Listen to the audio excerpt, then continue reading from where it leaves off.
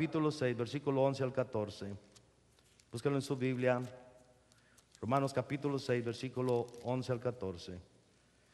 Así también vosotros consideraos muertos al pecado, pero vivos para Dios en Cristo Jesús, Señor nuestro.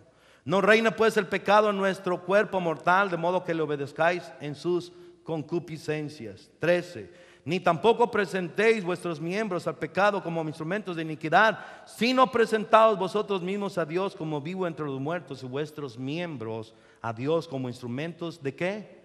De justicia. Versículo 14, fíjese bien. Porque el pecado no se enseñoreará de vosotros, pues no estáis bajo ¿qué?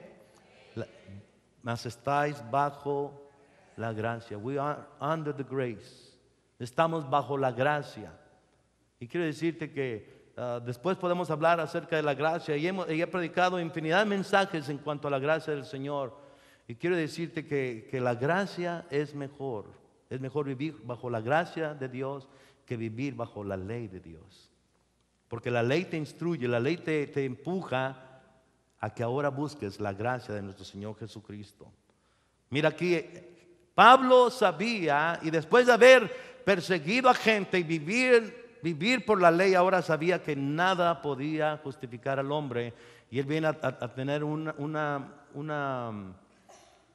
resumen, y viene y dice: Jesús es el único que salva. Ahí en el versículo 21 te lo declaró la palabra del Señor.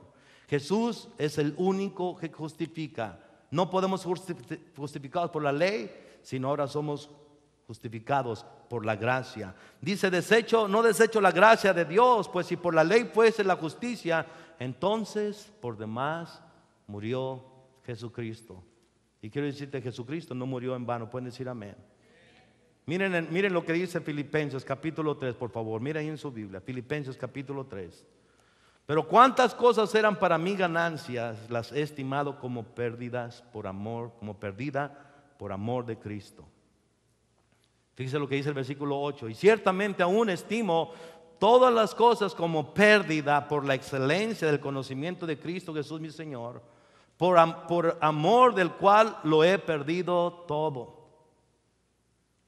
Él habló de su reputación, él habló de perder todo lo que tenía anteriormente. Dice: y lo tengo por basura para ganar a Cristo y ser hallado en él, no teniendo mi propia justicia que es por la ley. Viene una vez más a él a hablar dice, sino la que es por la fe de Cristo, la justicia que es de Dios por la fe. Él viene ahora. Y escúchenme bien, pudiéramos decir de que ahora Él trata de reparar el daño que hizo a la iglesia, el daño que hizo a los hijos de Dios. Pablo reconocía que sin Cristo no podía hacer nada, pues la ley le enseñó a respirar amenazas de muerte. Pueden decir amén. La ley le enseñó a pedir cartas para matar a los que predicaban en el nombre de Jesús.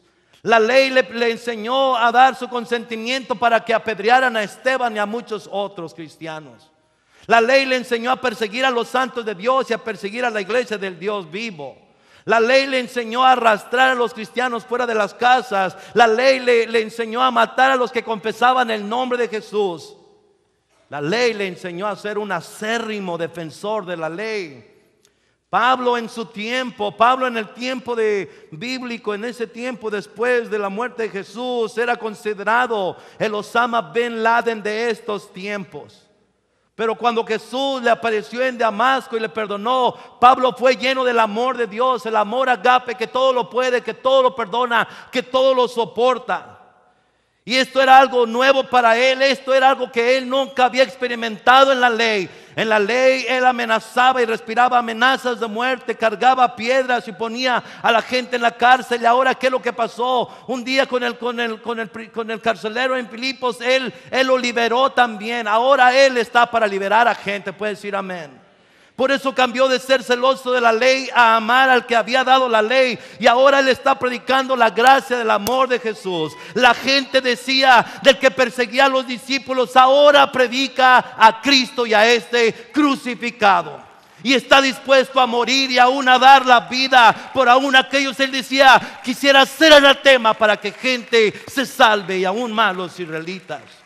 Esa gracia, esa verdad le ayudó a obedecer, a ganar almas, a discipularles y a enviarles a empezar iglesias. Él oraba siempre por todos los santos. Él escribió las cartas, amén. La mayoría del Nuevo Testamento fue escrito por el apóstol Pablo. En ocasiones Pablo llegaba y animaba a los cristianos. En ocasiones tenía que reprenderlos para que continuaran en el amor de Dios. Parecía como que él quería reparar el daño que había hecho anteriormente, pero ahora él viene y mira, es que esto lo hago porque Jesucristo cambió mi vida y tuvo en su misericordia darme ahora a mí la predicación del evangelio. Pueden decir amén. Un hombre que en su totalidad había sido el hombre más legalista de sus tiempos. Ahora viene y les dice a ellos, Dios cambió mi vida. Viene y habla y les dice, hijo de fariseos, fariseo de fariseos, ciudadano romano, amén.